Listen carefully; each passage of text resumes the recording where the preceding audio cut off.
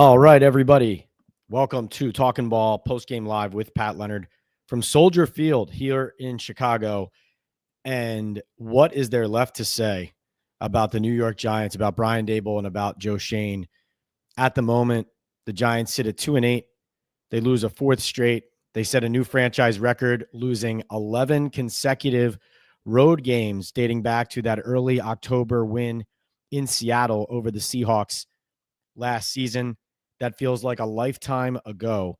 Brian Daboll lets another game slip away, a game where Jaxson Dart, the Giants rookie quarterback, was playing some of his best ball of his young career. Unfortunately, he now has been tested for a concussion 4 times since he entered the NFL, once in the preseason, 3 times during a brief regular season stretch here, and confirmed ruled out in the second half of this game after taking a big hit in the back on that fumble. C.J.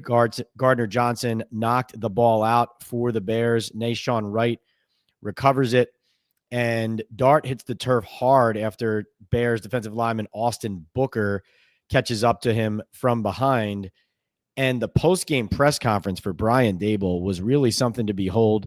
It was something out of like an Abbott and Costello or Marx Brothers skit, with Brian Daboll trying to preempt the conversation about Dart's injury by saying that he, the head coach, had been the one to notice that Dart didn't look right and that he told the trainers and that they went and got him checked out. Then later he said coaches on the sideline noticed something was wrong with Dart. He couldn't keep right what the timeline was of when they knew Dart wasn't feeling right. Because if you remember, he hits the turf hard, he comes off slowly, and he goes back out for the first 2 plays of the next drive.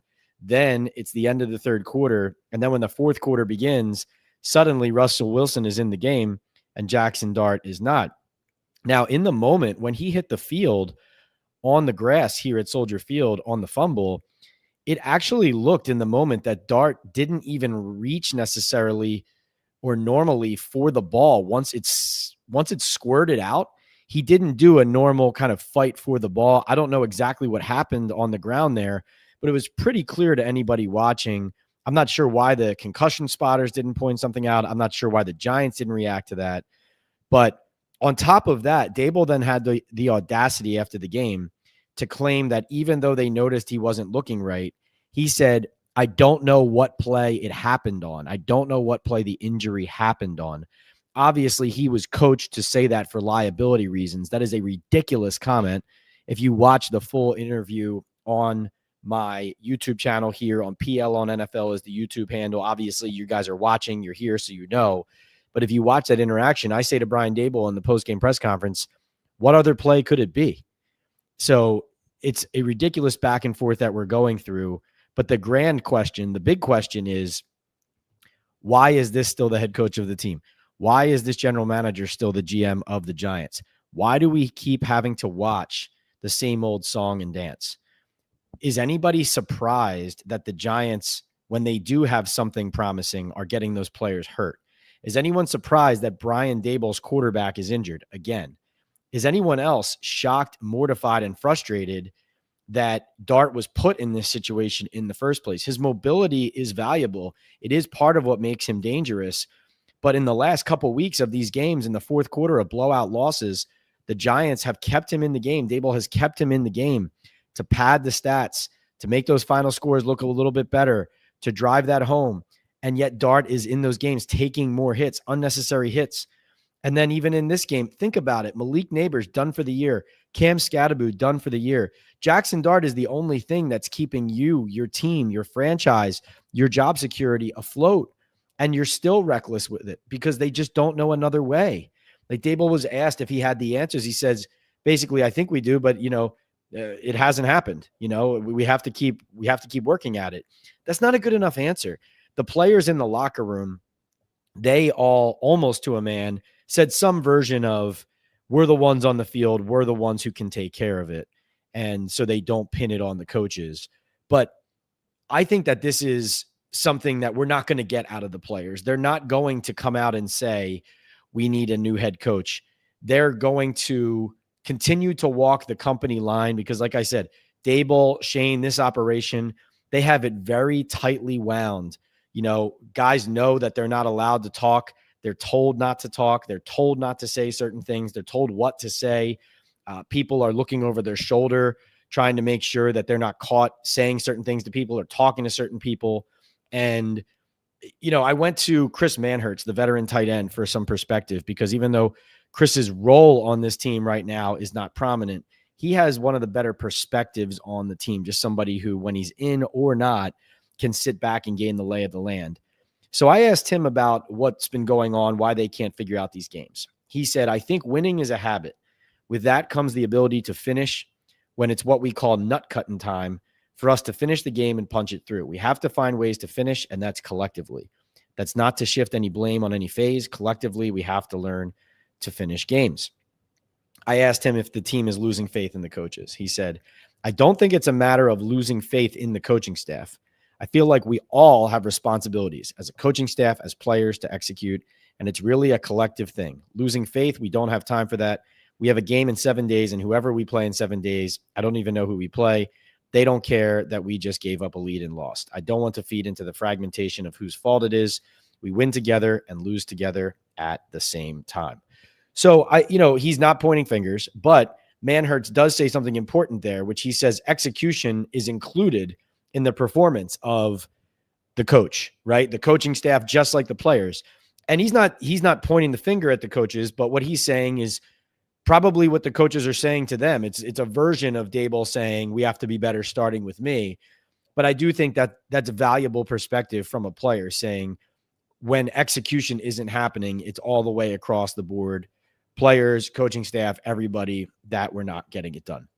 So I have plenty more to say and rant about what I saw on the field and with this team. But I want to get to your paid super chat questions right off the bat. We are brought to you here, of course, by MyBookie, Hooks, Rubs, and Spices, Boom Chaga Mushroom Super Drink, and Salaretta for Men. Go support our sponsors, mybookie.ag for the sportsbook, hooksrub.com for Hooks, Rubs, and Spices. Boom Chaga Mushroom Super Drink is boomchaga.com. And Salaretta for Men, go to Salaretta in Midland Park, New Jersey, Bergen County. Tell them that Pat sent you from Talking Ball. And you see the codes scrolling across the bottom of the screen, those user codes to get discounts. Talking Ball is the code at Hooks. MyBookie's code is Leonard, and the code is Talking Ball 25 at Boom Chaga. All right. Milan Fan Club kicks us off. He says, 2-8, 3 years in a row. It wasn't the quarterback. This is all Daboll. Giants brass must fire him today. Lane says, should have kept Wink, not Daboll. Fake-ass coach, GM. PM says, who are some under-the-radar head coach and GM options for next year? I'll tell you what, PM, right now, I'm more interested in digging into this game, where they go from here. If you're asking about who would replace Daboll if they fired him tomorrow for the rest of the season, I would think that would be Mike Kafka as a way to kind of do right by him after what they put him through for the first couple years that he was working here, and that he's a professional development target of theirs and in the league type thing. So that would be my guess for that. As far as down the road, I think you want some experience, you want some confidence in the coach that you're hiring. I don't like the idea of bringing in somebody who's fresh, who's learning on the job. I think that look at Ben Johnson for the Chicago Bears. As promising as he is as a play caller and as a rising star in the business, I thought he coached this game very poorly. And I think that his team, to his credit, showed resilience at the end, showed an ability to keep their foot on the gas. You can tell that they have the taste for winning that the Giants do not have, and how they kind of saw the Giants teetering and stepped on their throat. But it almost felt like they didn't even watch film in Chicago during the week. They barely ran at the Giants' edges. They threw the ball all the time. Now, some of it, I think, was Caleb Williams audibling at the line and wanting to chuck it deep. But their offense looked like a Madden offense. And so, I don't want the Giants to hire somebody who is going to be a fledgling when it comes to managing games, when it comes to learning the league and learning how to manage, end of game situations, situational football, the things that Brian Daboll doesn't know how to do. It wouldn't even be accurate to say that he struggles with it. He doesn't know how to do it.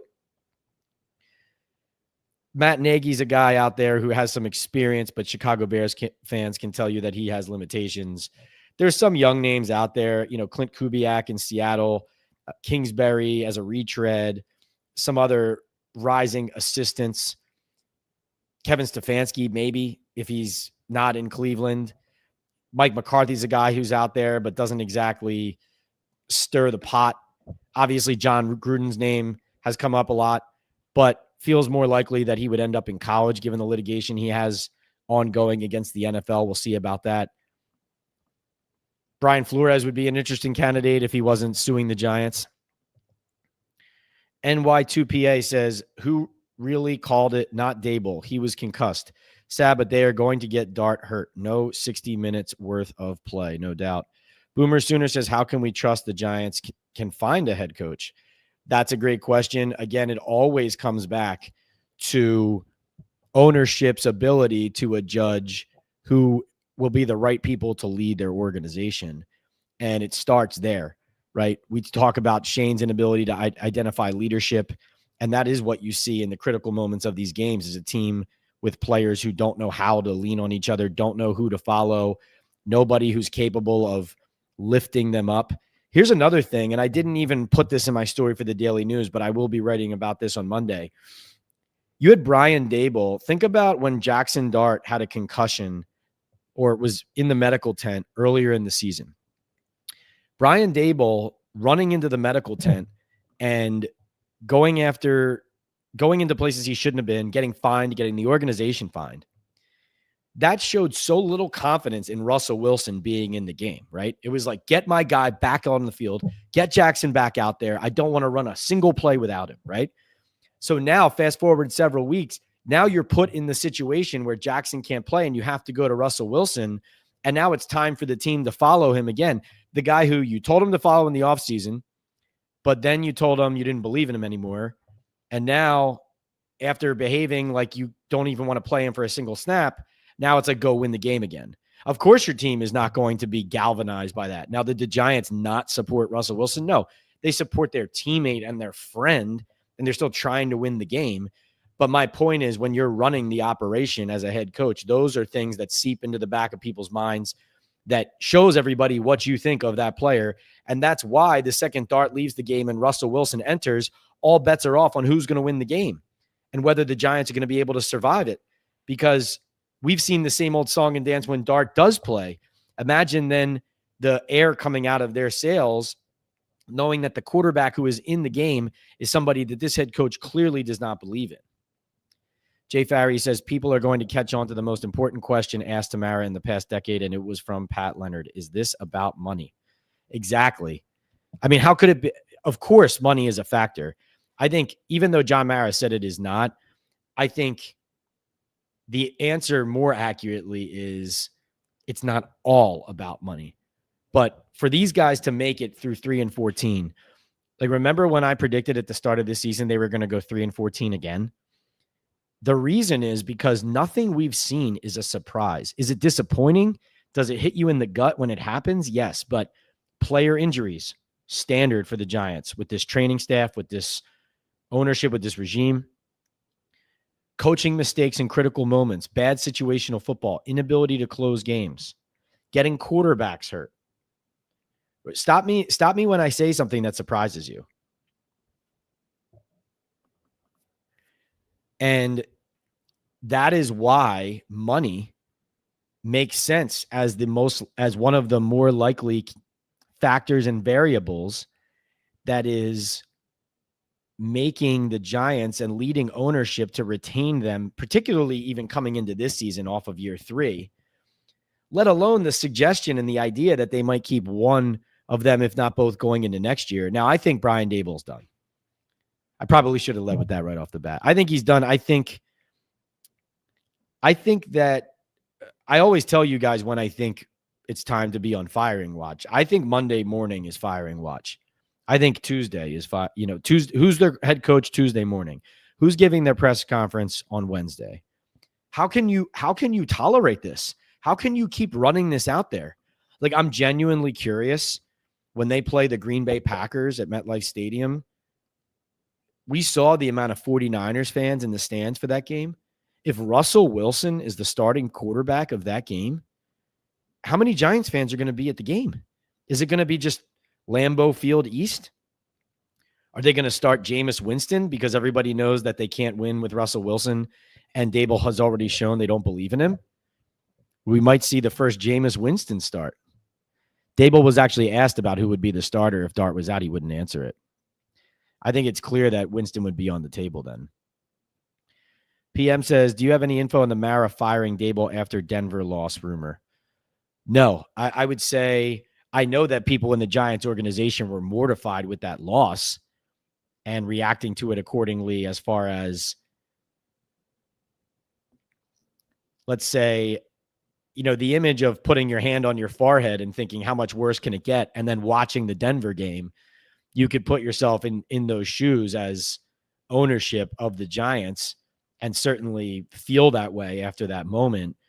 I don't have any specific information on what was going to happen, what might have happened, what one person wanted to happen versus another. No. And as you can tell in my coverage, I haven't addressed those or even touched those. I mean, I fired Brian Daboll and Joe Schoen a year ago based on the malpractice of the operation that they're running with the Giants. So, anyone who's talking now about the fact that there might be restlessness with them is just catching up. Scorpio says, how many concussion injuries does Dart have? How many does Tua have? I would sit Dart for the rest of the year. This is mismanagement of a team.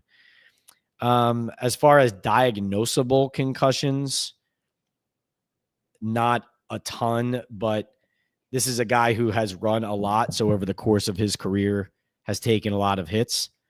I had several, in hindsight, likely undiagnosed concussions as a young athlete before people actually had a strong idea of what it even was. So you have to take good care with it. I'm not putting him in the Tua category, but I think Scorpio, not just the Dart concussion question about what he's endured in his career, it's also about how you manage him and use him. His running ability is great, but how do you deploy him, particularly when you know that without Scadaboo, without Neighbors, he is the only feather in your cap. He is the only bright spot of the organization right now. And you run him out there and get hurt. I mean, I'm not the only one.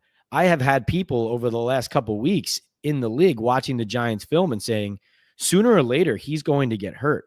This is not sustainable. Why is he in the game late in these fourth quarters? What are the Giants doing? So none of this is second guessing. This is people around the league pointing their fingers and saying it's coming. Not because they want it to happen, not because they're wishing it on anybody, because it's football and because they know football. Let's see. Lane says, why did we sign Slayton long-term for culture when he's been part of every losing locker room? Is he that important for the locker room? Not worth $16 million a year or next year. You saw Slayton make some key plays today. He made that great one-handed catch. His two catches on that drive jump-started their first scoring drive. The offense was doing nothing to that point. They had been outgained something like 91-12 before Slayton made that one-handed left-handed catch down the sideline. So he can make plays. I know he's struggled again recently, dropping passes, not making key plays, not coming up big in some of those moments. And you're right, they did pay him. I think Slayton provides good perspective, and he is a good teammate, and he's a guy that people like to rally around and that quarterbacks and teammates do trust. What I think Slayton needs to be more of, and I'm not putting it all on him, but you're just asking me about him. Ever since, let's say, the middle of last season, Slayton has turned from somebody who felt like he was being brutally honest, whether it was positive or critical, to somebody who walks the company line. And I don't think walking the company line when things are bad is leadership. I think it's falling in line and being a follower. And so that is what I see. I think somebody needs to step up and say, this is not okay, right? Like Dexter Lawrence today, again, these players, they were either defending the coaching staff or saying it was more on the players than the coaches. We're the ones on the field. Like that's what Andrew Thomas said. And it's certainly Dexter's prerogative to say something like this because he's on the Giants sideline. He works with these coaches every day. And he said, It doesn't matter what anyone else outside this building thinks. It only matters what we think in this building. Essentially brushing off that people think Daboll's job is on the line. But the reality is, brushing aside the question about your leader and the question about your coach who doesn't know how to close games, you need at some point to open your eyes. And even if you're Dexter or you're Kayvon or you're Brian Burns or whoever you are, even if you don't know the answers and you don't have the experience or the knowledge or the standing in the organization to know exactly what to say or what to do, it really does require, in my opinion, someone to slam their fist down and say, enough is enough. We keep doing the same thing, expecting different results. What I saw today in the locker room was guys talking to each other, trying to figure out what had just happened again. Like it was Burns and Okereke sitting down together talking. It was Kayvon and Burns then commiserating and going over things, acknowledging that they felt like they were so close to so many sacks and plays and that they just couldn't get Caleb Williams down. There was, who else was talking closely together? I was writing this down in my phone as I was watching. Andrew Thomas and John Runyon Jr. going over some things together. Wan'Dale Robinson sitting in a state of a little bit of shock for a little bit once he got out of the shower before he got dressed and talked. And I think to put a bow on what you're saying about Slayton and the culture, there is still not enough leadership on this team. There are too many followers. There are too many people who, like I said, this is an operation now with this coach and general manager. It's players and people in the organization who can't tell you things because they have been told by those people not to, when either those things are harmless or you're an adult, you should be able to think for yourself. But there's a little bit of rule of fear as far as the media and as far as who you talk to goes. And there's a huge focus on controlling the message, controlling the narrative, using the national media as a weapon in their favor against the local media who covers them more closely and knows more about them and is closer to the team and to the locker room and to the real state of affairs. And the bottom line is Daboll, Shane, the players, right now the strategy is to try to keep things as boring as possible so nobody says anything too inflammatory and off we go. But if you watch Brian Daboll's press conference today and you're a thinking human being who can reason logically, you have to be thinking during some of those answers, what the heck are we doing right now with this person at the helm? We don't know what play he got hurt on. What are you talking about? Hunter says, how respected is Mike Kafka by the players? I mean, he's their offensive coordinator. They would follow him for the rest of the season if he was named interim. Frankly, I think Kafka might end up being a better head coach than he is an offensive coordinator, because I see I don't know that, but I see some clips of him from like the Shrine Bowl and things like that. And he sounds like a different guy than the person that we all interact with. Let me just say this before I keep getting to the questions, and I see the super chats rolling in. So what I'm going to do today, everybody, and we got a huge, huge presence of fans in the chat tonight. So thank you for being here. This is Talking About Postgame Live with Pat Leonard. I'm the New York Daily News NFL columnist and Giants beat writer. We do Talking Ball live as often as we can. We've been doing a lot of post games lately. Every week from every Giants game, we do a post game live from the stadium. After I come out of the locker room, talk to the players, talk to the coaches. Nobody else does anything like this. This is rare around the league. I'm giving you firsthand access to what I hear, what I see in the locker room, my sources, my information, my analysis, my observations in person. Please subscribe to the channel here. It's PL on NFL is the handle here on YouTube. You can also hit that like button if you like what we're doing right now. While we are live, that helps boost engagement and tells everybody we're here. We're brought to you by MyBookie, Boom Chaga, Hooks, Rubs, and Spices, and Sal Loretta for Men. Please support our sponsors. But before I get into the rest of the questions, and as a reminder to those of you, if you're new, Super chats and super stickers is the best way to get your comment or question answered first. If you purchase a super chat or super sticker, it will elevate your comment or cue to the top of the chat or next in the chat. So right now I have a list of questions of people who have purchased super chats, and I'm going to start there. Because of some time constraints today, I'm going to only take super chat questions during this live chat. So if you have a question, you want it answered, please purchase a super chat or super sticker. If not, if you don't want to, that's okay. Your presence, your ability, and your guys' ongoing conversation in the comment section is appreciated, because this is a safe space and you might want to answer questions or ask questions. You might want to hear what I have to say. You might also just want to commiserate with some Giants fans out there who, like you, feel like you're suffering through too much losing football for a franchise that is supposed to be prouder than this. And that is the last thing I wanted to say before I got into the rest of our questions here on the super chats. The Giants organization is an organization with 4 Super Bowls. It's an organization that has a storied history, that is in its 101st year of existence. The Giants have had up seasons and down seasons.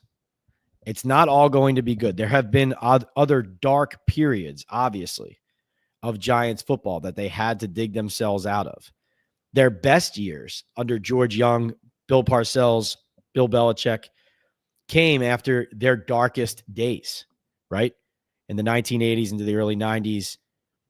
And then they ran it back and got 2 more with Tom Coughlin, Ernie Accorsi to Jerry Reese, Eli Manning, and those defenses with Justin Tuck, Osi Umenyiora, Michael Strahan, JPP rolls in, and on we go.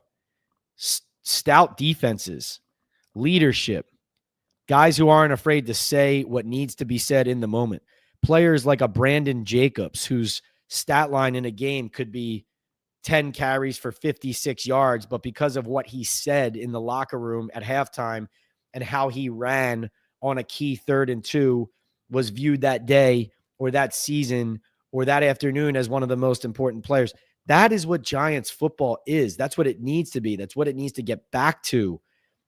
Toughness, physicality, accountability. That is what it looks like when it looks right. And that is not what we are seeing right now. What we are seeing right now is a team led by people who are concerned with making themselves look good, controlling the narrative, and who spend as much time reacting to negative tweets and social media as they do on trying to figure out exactly what's going wrong at the end of these collapsed games. The statistics are astounding. The Giants are 3-19 in their last 22 games, 5-22 in their last 27, 5-17-1 against the NFC East under Shane and Daboll, 2-14-0 against the Eagles and Cowboys, and 20-40-1 in 4 regular seasons. Where has the Giants' standard of excellence gone? Where have their expectations gone? You cannot claim to have a standard if you don't uphold it. When I call out Joe Schoen and Brian Daboll, when I am critical, when I am harsh, when I hold their feet to the fire, whatever regime it is, going back to Dave Gettleman, Pat Shurmur, another good example. When I hold regimes and individuals and players' feet to the fire, it is creating accountability. It is pointing out the reality of the situation. And it is taking you behind the curtain of the real hard conversations that either are happening or need to happen for an NFL team to succeed. The Giants aren't having enough hard conversations because the people who are running the team either don't know how to have them or don't want to have them. Everybody around here wants the players to be their friends. Of course, the players aren't going to throw Brian Daboll under the bus. He has them have a pretty light training camp. The players get days off when they want. It's all about the personal relationships. And yeah, hey, that's a part of it too. But this is about winning games. This is a bottom line business. And the Giants have fired very good people in a lot of different areas of their building for a lot less than this. They love to act all high and mighty that talking about firing somebody or someone losing their job is offensive, is wrong, is insensitive. What about the people that you put out on the street? Coaching staff, staff in the building, players, promises broken from ownership on down. What about the people that you made those promises to, who you said, let's do this with our team, and then something else happened, where you pledged allegiance to them, but it turned out that you had a stronger allegiance to someone else who was already there, who was stabbing them in the back or cutting their legs out? What about that as unacceptable? If I were to write the full story of the things I know about why the Giants' dysfunction exists, and were to use those names as consistently and loudly as the reality of the situation called for, the Giants wouldn't even be able to handle it. But I resent the suggestion that me standing up and saying that this isn't good enough and change needs to happen is somehow the wrong thing, is somehow insensitive, is somehow crossing some kind of line. There are the college and NFL football and the unemployment line are littered with people who used to work here who are better at these jobs than the guys who are running it now.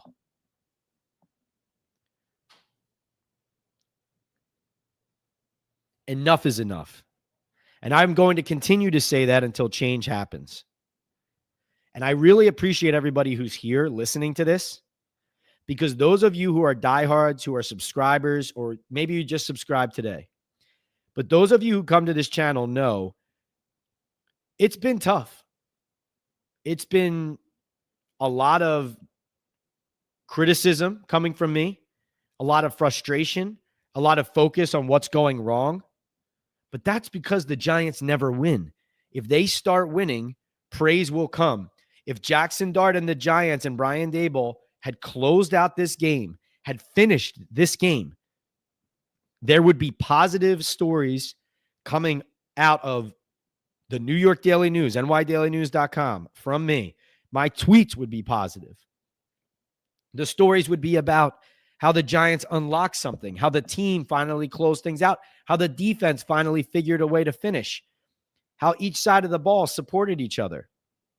This was a complete here we go again from the Giants, because no one who runs this team knows how to stop it. When they had Wink Martindale here, at least they had an adult in the room who knew how to coach games, control games, complement the offense with the defense, and figure out a way to get to the finish line. They let the Giants ownership let Joe Schoen, Brian Daboll, this operation function at such a low level that they ran out the best coach in the building. And now you see the result is that this head coach doesn't know how to run these games, doesn't know how to finish these games, doesn't know how to manage these situations, doesn't know how to protect his quarterback. Couldn't even get his story straight on the concussion after the game. And how insulting it is. I don't take this personally, but it's insulting to everybody's intelligence to get up there and say you didn't know when the concussion happened just because you're trying to protect yourself for liability reasons. But again, that is what they care about first. How they look. Optics. Despicable. Milan says, I think we've seen what we need from Dart. Giants brass must shut him down for the season. Fire Daboll and begin the coaching search. What do you think? Agree.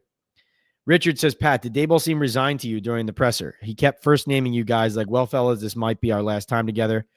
Yeah, not sure, Richard.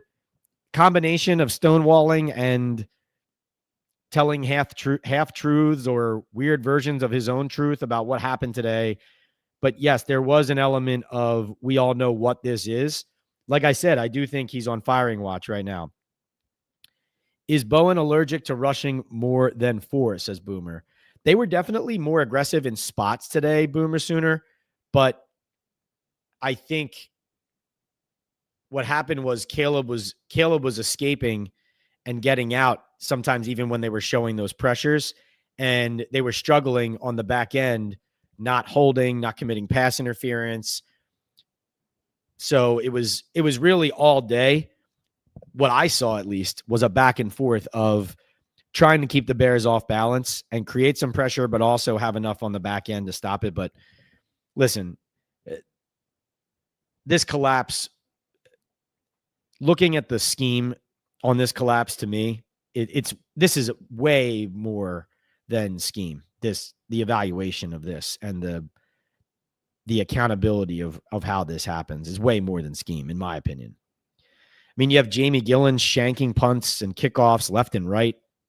That last punt, holy cow, as if it couldn't get worse. I mean, it was the whole team. And there were some 5-man fronts from Bowen today. There were more pressures in certain situations than I'm used to seeing. They don't have that. That's also the answer too, is they also don't have the personnel on the back end or largely across the roster to just do whatever they want. And think about this. Martindale was running a better defense with personnel, with the kind of roster that right now you would say, oh, that was probably the worst roster in the league then. Look at how great the Giants did. Daboll won Coach of the Year. Yeah, their roster wasn't any good, and their defense was way better. NY2 says, Pat, do you fly back with the team? If so, is it awkward? No, I fly commercial. I don't work for the team. I work for the Daily News. So the Daily News pays for my travel, but I don't fly with the team. Boomer Sooner says, my biggest issue with the whole organization is it seems like everyone involved only makes decisions based on how the team will be perceived publicly. Exactly. And that's true. How it seems is the reality. Into says, my old man yells at the sky moment. I hate that quarterback runs have become so popular. Every time you dial up quarterback runs, you take a chance with what happened today and losing quarterbacks. That equals lost games, and this staff loves to do it. Right. And it's the same thing as Daboll kicking the field goal on 4th and 1 at the goal line there when Russell Wilson's in the game. Brian, you know your team doesn't close games out. A field goal to go up 10 will do nothing to stop your team from losing this game. A touchdown will. You have to go for the touchdown. That is another unforgivable moment in this game. You're playing to lose. Cruzan says, Bowen is awful, but I can't blame him for this loss. How many times has this expensive pass rush had 2 hands on the quarterback and couldn't sack him? Shake my head. Yeah. No, I mean, listen, Thibodeau, Carter, Burns, Lawrence, they all had moments today where they were there and then Caleb was out. Thibodeau especially had a lot. Boomer says, does ownership view Dart as a franchise QB? As far as I know, yes. He's produced the points on the scoreboard look a lot more palatable than they looked with Russell Wilson or even with Daniel Jones last year, even though obviously Daniel's team is, I think, 8-2 and tearing up the league. So yes, I mean, they like Jaxson Dart a lot, but here's one thing that many people in the league have been pointing out to me lately about Dart. Like, I had a coach text me today and say, all of the best things Dart does is out of structure from the coaching he's getting. Like, the best thing about him is when he's out of structure, when it's coached up, when it's schemed up, when it's not the quarterback just making the physical play on his own. You don't see the development there. It's more like what we like about Jaxson Dart is still raw. So that's good news in the sense that it could attract better head coach candidates when Daboll is out. So that's a good way of looking at it. DGH says, with everything, I still wonder how different things could be if they had just run the ball at the end of the Broncos game instead of the interception. Whose call was it to pass? Both Kafka and Daboll. Kafka's the play caller, but Daboll's overseeing that. Very Gooster says, Bobby Skinner of Giants Nation Show said something similar. The Giants are way too concerned about optics when they're already embarrassing. Yep. Dr. Intel says to please write that about I think you posted that when I was talking about Russell Wilson, Daboll not showing confidence in Russell Wilson, and then the team not not working out today once Wilson enters the game because you already know the coach doesn't believe in him. NY2 says, Pat, you speak it the right way. Sad right now. Thank you. Hooks, what's up, Jared? Hooks, Rubs, and Spices. Again, guys, all natural, allergy-free rubs and spices. Jared's originally from Texas. He knows how to tailgate, how to home gate, how to get ready for an NFL game. He was here at the game. He says, Pat, the family and I were at the game freezing. Sad to say we didn't get a chance to link up with you. It was tough to watch the end. Safe travels home. Yeah, Jared, I wish we could too, but I was literally inside the stadium by, let's say, 7:30 a.m., I think, because of the noon local start to do the arrivals and everything. So, I mean, I had family in the stands that I wasn't able to go see because I was working. Candyman says, how embarrassing was it to not go for the touchdown on the half-yard line? Yeah, I know. Inexplicable. And along with the Dart injury, that is just has to be first and foremost up there. But again, I'll say this again. Ownership is going to, people are going to act like the next thing will be Daboll gets scapegoated or Bowen gets scapegoated. But this is Shane too. It's ownership too. They empowered this operation to turn into this mess. The Martindale and Wilkins brothers situation is Daboll, is the Giants. It's them pointing fingers. It's the optics. It's them accusing people of leaks. How about you keep the people who make you a good football team in the building and you coach to win football games? But the Giants empower the wrong people. Ownership empowers the wrong people. The GM empowers the wrong people. The coaching staff empowers the wrong people. Talking about a GM who let the best player on the team go to your arch rival, win Offensive Player of the Year and a Super Bowl.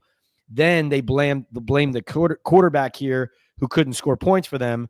They send him he goes to Indianapolis, and now Indianapolis is one of the league's best teams week in and week out, and Daniel Jones is having a complete career resurgence. I think Xavier McKinney is going to do next week when he comes into MetLife Stadium with the Packers. Is Shane on vacation during the season? He's MIA. I know he's keeping his distance, right? He's keeping his public distance. He typically speaks during the bye week. That'll be coming after the next 3 games. Very late bye week for the Giants. Look forward to that act that we see at the podium of trying to spin things to look a certain way and rationalizations and statistics to explain to everybody why it's better than the record is and implicit finger pointing on the coach and that type of stuff. Look forward to that. Shane was at the game today, though. Way to bring it, Pat, says Brian Daboll. Thank you, Brian. Thank you for the super chat. Very generous of you. Biff Tannen says, Giants brass has allowed tanking. Shaking my head. Print that. Interesting. Well, they definitely have, Joe Shane's plan, right? Not the plan, but his plan over these years, early on, it was, hey, we're probably not going to be very good, but at least we'll have a high pick. Then they win. They go to the playoffs and they win one and then they get blown out. And it's, hey, we're ready. We're ready. We're way better than we thought. And we know what we're doing. Let's go. Let's load up. Then they fall flat on their face. Then it's, oh, it was always supposed to be a long-term thing. This was never a quick fix. And then it's, hey, look, we can get top 10 picks every year. Look at this roster starting to look better. Oh, wait, we still have no idea how to win games because we ran the best parts of our coaching staff out. Do I have it down? Jerome Henderson in Indianapolis just got Sauce Gardner. Mike Trier. Wink Martindale. Drew Wilkins. Kevin Wilkins. Every running back coach every season who leaves. Tight end coach Andy Bischoff now with the Chargers. There are some people who have escaped. They're better for it not being a part of this. But this is an organization that can't get out of its own way.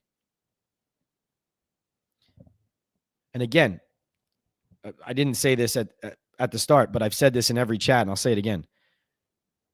My number one focus and hope when it comes to ownership is John Mara getting healthy and winning this fight. He's a good man, and I hope he does. We're all thinking of him.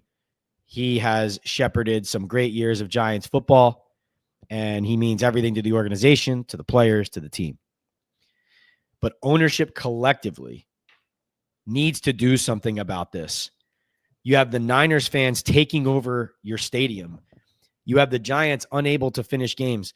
This is a 101-year franchise. They just set a franchise record for consecutive road losses. 11 consecutive road losses, dating back to that early October win over the Seahawks last year. Top offensive players in that game, Daniel Jones, Darius Slayton, and Tyrone Tracy contributing as well. 11 straight road losses. Franchise record. 101 years of existence. Boomer Sooner says having a lame duck coach will not be a smart move. Shane will be yapping about injuries. No doubt. Are they really going to keep Shane, says Ryan. I'm continuing to evaluate and reevaluate that, Ryan. And if anyone else has a question, dump your super chats in now.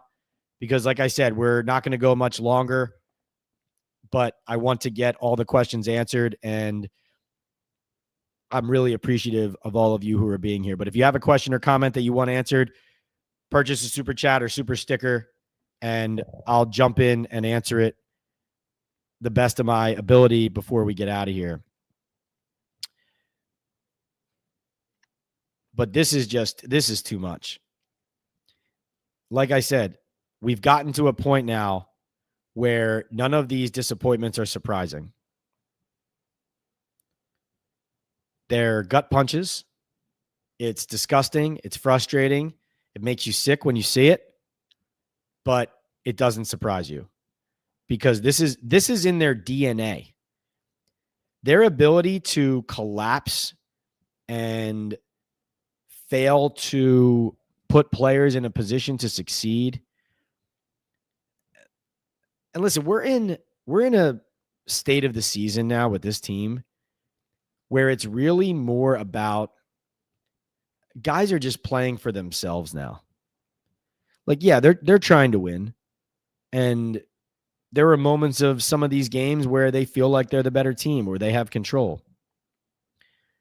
But this is the point of the season where the Giants players and NFL players in general, when you're 2-8 and even if you're up 10 or 15 or 19 or 20, that once things start going badly, you're probably going to lose the game. Then you guys are just chasing sacks. They're chasing receptions. They're chasing bonuses. This is just a bad, soured culture created by a general manager who robbed the locker room of some of its top leaders because he doesn't know what it looks like. A head coach who has done wrong by good people and good coaches, an organization that has done wrong by good people and good coaches. And also now we're in a position where, as we have some staff entering and doing their job as well, a lot of people go into an NFL game day. But you're now in a position with the Giants and with Brian Daboll where I genuinely believe this. And, I talk to people who say they know this. When he doesn't answer why he did a certain thing or he doesn't take accountability, or let's say when you ask about the pass play in Denver on the interception, why didn't you run it there, right? And he says, that's just what our decision was at the time. There are plenty of people who think that what his answer is there is, I don't know. I don't know what else to do. I don't know why to run the ball there. I don't know how to manage the clock. And that's what you see. He doesn't know how to tell his defensive coordinator, in this situation, let's play more of this. Offensively, he doesn't know how to do that. Team-wide, he doesn't know how to get control of a second half. He doesn't know how to get his hands around a game when it starts slipping. He doesn't have the right things to say to the players to get them to make those plays. And here's the other thing. Last thing I'll say about the general manager and the organization as a whole. They kiss these players' asses when they make one play as a rookie over the course of these drafts because they so badly want to go to someone in the national media and say, hey, can you pump this guy up as a hit in our 5th round or a hit in our 4th round? When really, if you're running a good operation, you don't gas those guys up ahead of their trajectory. You develop them, you grind, and you incorporate them, and you don't tell people how good you are or they are. You just show them with how the team plays, with how you deploy those players, with how they play, with how they fit into your scheme. You don't tolerate lack of effort. You don't tolerate the type of stuff you've seen from Dexter Lawrence this season, which is, like, as one person said to me the other day watching the Giants film, it looks like he just puts his body on his worst plays. One person in the league told me it looks like he just puts his body on somebody, doesn't fully pursue the play after it passes him, and is only focused on doing what he is expected to do on that play and nothing else. And if that's the way he plays, that's the way everybody's going to play. That was what somebody in the league told me the other day, watching the Giants film against the Niners. Now, the Giants defense did play some better ball today, in part because the Chicago Bears and Ben Johnson were playing right into it. Caleb Williams and the Bears just, hey, let's drop back and pass. Let's let the Giants pass rushers just chase me all around the field, and not running the ball that much, not running at the Giants' edges. Don't understand it, but that's the reality. All right, last few questions. Josh Soul says, conspiracy theory. If Dart is out, they will start Wilson. Starting Winston will raise questions about their entire offseason plan, making Russ quarterback one. Well, Ja, I think there's already the questions are there for making him QB1, because the entire locker room had questions about him being made quarterback one when they pulled him after 3 weeks. It was like, wait a minute, you told us to follow this guy all offseason, and now you don't believe in him? So I think that already happened. They are paying him much more money than Jameis Winston, though, too. So that could go along with what you're saying, potentially, into that answer. But here's what I'll say. If you play Russell Wilson over Jameis Winston, that's borderline tanking, because we all know what Russell Wilson is. And as one person who was in the stadium texted me today, didn't look like Russell Wilson was prepared to play an NFL football game today. Boomer Sooner says, seems like Daboll knows he's gone. Mav says, what is Daboll seeing in Russ? He's a disaster. I can't believe Jameis is behind him. Well, Joe Shane thought Russell Wilson was really good, and that's why he signed him after Matt Stafford said he didn't want to be here and didn't want to be traded here, and the Titans turned down the trade for Cam Ward, and Aaron Rodgers didn't want to play here. There's clearly a common denominator in the organization because the GM and head coach change, players change, but results are exactly the same. Who is it? Says Drew Originals. Ownership, Drew Originals. Ownership. That's the answer. Guys, this has been an amazing chat. Over 500 people, over 480 for most of the chat. Reminder, Talking Ball live with Pat Leonard. We go live typically Mondays, Thursdays, and then after games. We've been making our post games the big ones, but look for me this week. I'll be on my social media. You can follow me on X, P Leonard NYDN. Instagram is PL on NFL. That's my handle everywhere. PL on NFL. YouTube, TikTok, Instagram, everywhere else on social media. As we've talked about, the Giants are tolerating football way below the standard. And what I mean by that is they used to have a standard. Right now they are operating with a standard that appears non-existent. The Giants, honestly, at times in some of these games and moments and with some of their roster decisions, at times it feels like they would be operating the same way if no one was running the organization. Please subscribe to the podcast and the channel here, PL and NFL on YouTube. Hit that like button while we are live. And John is going to close us out. I see everybody saying thank you to me. Thank you so much. Who in the Giants front office gave Kayvon a first-round grade for trade value for Shane? He hasn't played like a first-rounder since he's been drafted. He's had a better season this year, but in a game like this, he needs to close out. He needs to finish at the quarterback. He was the first one to say it after the game. Kayvon was accountable in that respect. Milan Lane, PM NY2, Boomer Sooner. Thank you so much for your super chats, as well as Jay Farries, PM Scorpio, Lane, Hunter, Richard, Into, Cruzan26, DGH, Very Gooster, Dr. Intel, Hooks, Rubs, and Spices, Candyman, Brian Boyle, Biff Tannen, Ryan H., Josh Soul, Mav, Drew Originals, John, Thank you so much for the super chats and super stickers. One last thing, guys. If you are into Talking Ball with Pat Leonard and you want to support our channel through another way, here is a link for you to punch in. Oh, that's way too long of a link. What am I doing? Let me delete that. I got to shorten that link. So go to my YouTube channel main page. If you go to my YouTube channel homepage and you go to the links underneath my name and header and all that, it says Talking Ball with Pat Leonard. It's got my headshot. There's a link at the top to a Shopify store. That is the Talking Ball merch store.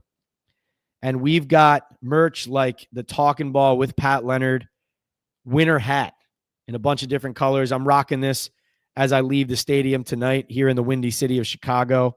Got sweatshirts, T-shirts, a pint glass for you to drink your 4 beers in tonight as you commiserate.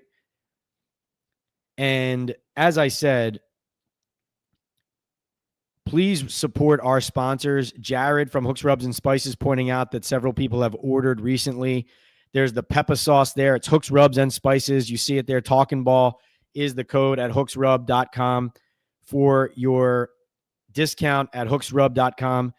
My bookie sportsbook, I believe we're back with some wins with Pat's picks this week. Follow my social channels, tail at mybookie.ag, especially anywhere you live in the U.S., anywhere you follow me from. If you follow Talking Ball with Pat Leonard, use my bookie, especially in a state where you don't have any other options or you don't have many other options. My bookie is for you. We have tons of people from the tri-state area who tune in, but we have a lot of you from around the U.S. or even from outside the United States who tune in to Talking Ball live with Pat Leonard. And my bookie is the place for you. And it's not just for NFL. It's for all sports. It's the best place for WWE, UFC, has a great casino on there as well. So go check out my bookie today. Use the code Leonard to get started. Boom Chaga Mushroom Super Drink, natural extract loaded with anti-inflammatory, immune-boosting antioxidants, and heart-healthy compounds. I'm going to be taking some before my semifinal playoff game in my New Jersey Men's League this Thursday night because it gives me a little boost, gets me focused, gets me ready for those games, gets me ready to play, do those up and unders for N1s, you know. And last but not least, Salad for Men in Midland Park, New Jersey, Bergen County.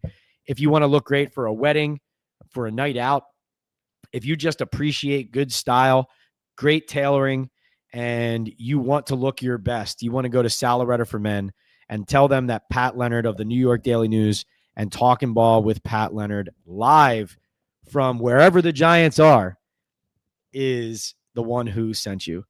Guys, great turnout tonight.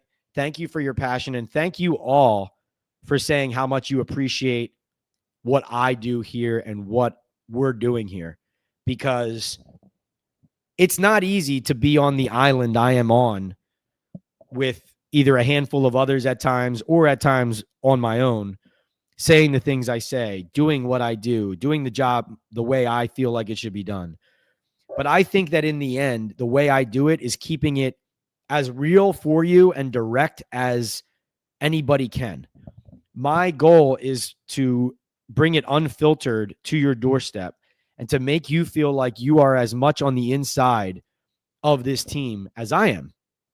And I also learn from you guys how the fan base is feeling, taking the pulse of the team and of the not just the locker room myself, but then of all of you, the diehards, the season ticket holders, the paying public, right? People who are trying to support this team and this organization through thick and thin.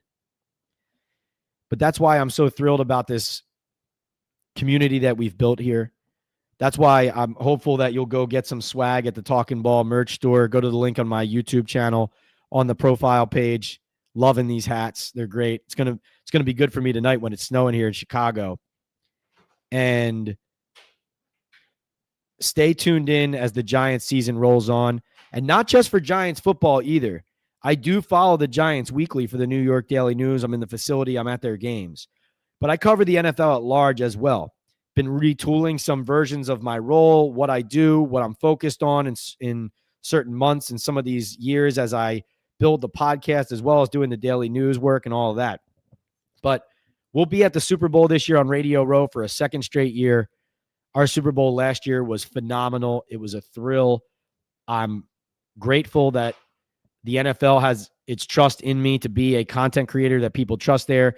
We had a prominent position on Radio Row. We took advantage of it, and we have great guests on the podcast. I just did the press release podcast this past week with Allen Robinson and Prince Amukamara. Go check that out when it posts. I think it's the Take the North podcast with Dan Wiederer here to preview Giants Bears here at Soldier Field during the week. So look for me everywhere. Continue to follow my work on the New York Daily News and on social media everywhere.